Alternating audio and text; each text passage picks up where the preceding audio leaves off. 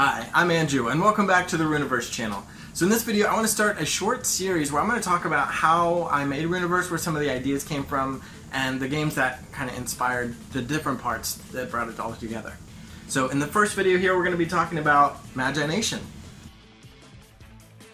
The Magi-Nation is a trading card game from around about the year 2000, so I was about 15 back then. It's got a lot of the things that I look to for what I want to do with Rüniverse. So one of the things, the colorfulness, the art style to some degree, some of the card types, the way that worked. So let's just take a look. So Magi-Nation featured 12 regions that were released over the course of several expansion sets. In the first expansion, they only had 5. There's the Arterial, which was like the air faction, Called, which was the fire faction, the Room, the Forest, Oroth was underwater, and underneath was caves. And then they later added the Core, which is like the evil faction, and some others like the Weave, Duresh, Nar, Kyber's Teeth, but they were very colorful. So as you could see in that binder, they're very colorful factions, and I really like the color. Now Magic the Gathering, for example, has 5 colors, which is great, but 2 of them are black and white, which are kind of like non-colors in the first place. But Magi-Nation was like, no, we're having 12 brightly colorful factions. And so here you can see the Nar starter deck box, and which is waxy white, but that was probably one of the least colorful ones, although it was my favorite because I love ice stuff. But the Bogwrath was kind of a swampy, but it's kind of a greenish purple faction. The Nightmare's Dawn is the set that had Peregrine, and the Peregrine's like a pink. I really like the colors, so that's one of the things that I drew on when I did Rüniverse, is I want all the colors. Now I did a more structured system for my colors, which is we've got a red, an orange, a yellow green, a green, a blue, a turquoise, purple, and kind of modeled after the rainbow. So it's kind of a more structured color system, whereas Magi-Nation was just more freeform. It's very region-based. It was the place was more important than the color or anything else. But that was definitely one of the inspirations. And another one was the art style. So I don't know if you could see, but I really like the art style in some of these cards, where it's kind of a cartoon, it's kind of a mix of anime, but you have these brightly colorful monsters. Even the evil creatures are just kind of a little bit cute sometimes. And I love this art style. It's not quite anime, but it's definitely kind of anime-inspired cartoon look. And I guess some people would see that and think like kid style, but it's definitely something I wanted and I gravitated toward for Rüniverse when I was selecting some of the art pieces to use. So another thing I kind of imitated from Magi-Nation was the way they represent the card types. So in some games, the card types have different colors for different types of cards, and the card frame will change from card type to card type. And that's a system I don't particularly care for. I like the Magic the Gathering system more, where every card is just the same card frame. If it's a certain color, it's that color. But what I wanted to do even more for Rüniverse, that I liked even more, I think, is what Magi-Nation did. And I personally don't remember seeing it anywhere else, which is that they actually changed the card frame depending on the card type. So here you can see there's a Magi card, a creature, a relic, and a spell, and you can see the Magi has a circle, the creature has a rectangle, the relic has this hexagon, and a spell has this spiral burst effect. Now what I didn't care for was how much that encroached on the artwork. So you can see the circle is kind of, there's a lot of dead space for the card frame, especially on the relic here and even the spell. So I did try to open up the artwork a little bit more, but you can see my Magi card type has this rounded shape. The creature just has this straight horizontal line, with the whole top being for the creature, and the spell has the burst, but it's all the way out to the edges. And then the relic just has this little bit of a frame around the side. So, and that way every card can be its color. It never has to change color. This is an Orth card. They're yellow. It's always yellow. This is an Orth Mage. If it were an Orth creature, it would still be yellow, but it would be this frame. And that way you can tell the facet of the card and the type of the card just by looking at the frame. Another similarity you can see is just the Mage card type in general. Magi-Nation has the Magi, and I've got the Mages. So there's a lot of similarities between these, in that they are the character casting your spells for you. Now in Magi-Nation you only have 1 at a time, and you actually have a stack of 3 Magi that you play through over the course of the game. You start with 1. When they are defeated, you go to the next one, and when they're defeated, you go to the third one. When the third one's defeated, you lose the game. In Rüniverse, you start with none, and you can play 1 in each of your first 3 turns, pretty much, and then that's how that works. And you can have 3 in play at the same time, which is not the case for Magi-Nation. But that inspiration of having mages casting the spells and kind of as the characters who are engaging in the game, but not just having one. Like some games you get like one character which is kind of cool, but I like this Mage system where you can have more than one. And another system that I like from Magi-Nation, you can see is, look how many stats are on these cards. There's just one in the top left corner.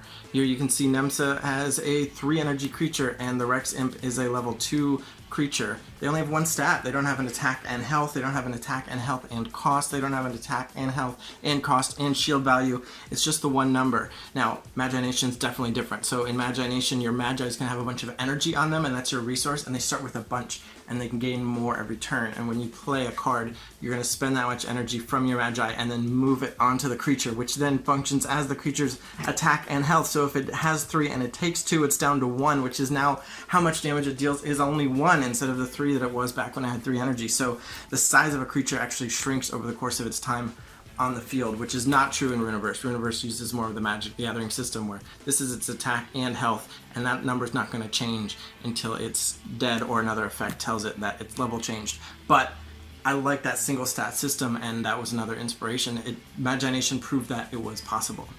Next, let's take a look at these relics. So you can see, what is this? Gia's Tome. This is a rare relic card, and it's got a couple of abilities on there, and they both have names. I really like how Magi-Nation cards have named effects, so I copied that for Rüniverse. Every ability has a name. Do abilities need names? No, not really, but it's kind of a crossover for me between keywords in all kinds of other games, the whole concept of the keyword. But also, let's just name everything. Why does only some things get names just because they're keywords? So in Rüniverse, some things are more keywordish in that they get repeated, and sometimes rare cards have the reminder text dropped off. But it's not really written as reminder text, it's just the text, but it can still be dropped off because that ability is repeated so many times and it's in the rules. Whereas other abilities are going to be unique and they're not going to be repeated from card to card, so they're going to have their ability effect printed on the card each time. And in Magi-Nation, it wasn't quite like that. In Magi-Nation, every card had its name, but they all work differently. Sometimes they even work differently between 2 cards with the same ability, like the Weave faction has a Weave effect, but some cards with Weave worked differently from other cards with Weave, even though they were both called Weave, and I've always found that confusing. So one of the tenets for Rüniverse, if it has the same name, it does the same thing, and even some abilities that work similarly are going to share some of the concepts in the name, but if it doesn't do the exact same thing, it's not called the exact same thing. And another place where we are similar but diverge is with the way we handle rarity, just in the way that it's represented on the card. Take a look at how many little white dots are in the corner of these cards. So Thunderquake has 1, and in Magi-Nation that means this is a rare card. Fewer dots means harder to find. Whereas on Growth Spurt, it's got 1 dot as well, but in Rüniverse, 1 dot means common. So I actually like the Magi-Nation version better. It just associates with how hard the card is to find with how many dots it has. It's a very close relationship, but the reason I had to invert that dot structure is I wanted to do the rarity pip system for deck building, so there's a point buy. The more pips are on the card, the more of that budget it takes up, and I couldn't really figure out a way to make that work cleanly with the exact system that Magi-Nation uses. So I had to invert it, but I still like the way those dots look at the corner of the card. For me, that's still reminiscent of Magi-Nation and the fun I had with that game. So before I close out the video, those are some of the things that Magi-Nation and Rüniverse share, some of the inspirations I got from Rüniverse, and a couple of ways that they're different. But I'm going to talk about a couple more things that are different. So one thing is just all the energy counters in Magi-Nation. Now, it has a certain charm to it, but I mentioned the energy system, how Magi's going to have a bunch of energy, and they're going to spend that energy, and all this energy is moving around. And if you've ever seen a game of Magi-Nation, or if you've played it, you're going to see tokens all over the field. In my adult years, I've used 6-sided dice instead of tons of little glass beads, but both is fun. I love having all the different counters all over the table, but it can kind of be a mess. So for one of the things I want to do with Rüniverse is say, okay, let's not have so many counters in every single card. Now, I do use counters. I do still like counters. They're just not on every single card all the time. Another thing that's changed is I mentioned the region system. There were 12 regions, and almost except for the core, which is a thing I won't get into, they could all mix and match. You could put cards from any region into your deck. You can mix them however you want. The only exception is mages can't play relics outside of their faction, but they can play spells and creatures as long as you pay an 1 energy tax on whatever that is. And Unfortunately, it sounds cool because I love mixing factions, but one of the problems with that is it just meant the staple cards could go any deck. If it's worth paying a 1 energy tax, then you put it in the deck, and that means the decks become homogenized, which is not great. What I'd really like is it's just like, well, I have this particular synergy, and there's this card from another faction that happens to synergize. I'm willing to pay an extra energy for it, but unfortunately, that's not really how it worked out. People just pay, their 6 mana shockwaves and things like that. So I didn't want to do something so open-ended like that for Rüniverse, but at the same time with 8 facets, how am I going to have any kind of mixing of facets? And that's kind of how I was forced to come up with the system I did, which is to let you play the main facet and the 2 adjacent facets, which is totally different from what Magi-Nation did. And the last thing, a thing that I looked to for Magi-Nation of something I definitely did not want to do was the very strict phase system. So Magi-Nation tried to be elegant in getting around the idea of summoning sickness, which is kind of an awkward thing because you play a card and then you have to remember what turn you played it. Usually you can remember pretty easily, like, oh yeah, you played that this turn, but what if you kind of forget and, can I attack with this creature? I just played it, especially for newer players who maybe aren't used to that. So they got around the summoning sickness by actually having the attack phase of the turn before the play creatures step. So there was a phase called Power Spells and Relic step, and you couldn't play creatures during that step. And then after the Power Spells and Relic step, you had your attack step. And after your attack step was your play creatures step. And that was the very limited time during which you could play creatures. And then after that was another Power Spells and Relic step. But it felt weird, and especially feels weird trying to play this game nowadays, trying to keep those steps straight and remembering, well, I can use a power during this step, I can play a spell, I can play a relic, but I cannot play a creature. There's a very specific step for playing creatures.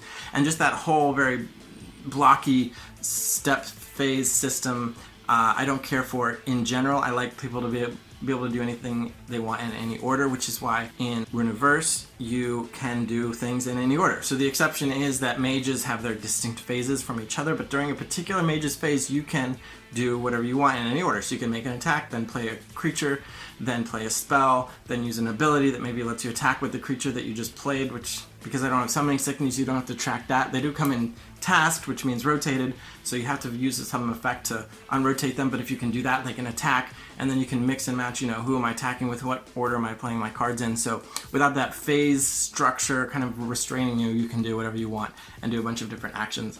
So that is a quick discussion of Magi-Nation and its relationship to Rüniverse, at least as far as I'm concerned as the designer. I still got all these binders of cards, still love to look at them. I still have my decks too.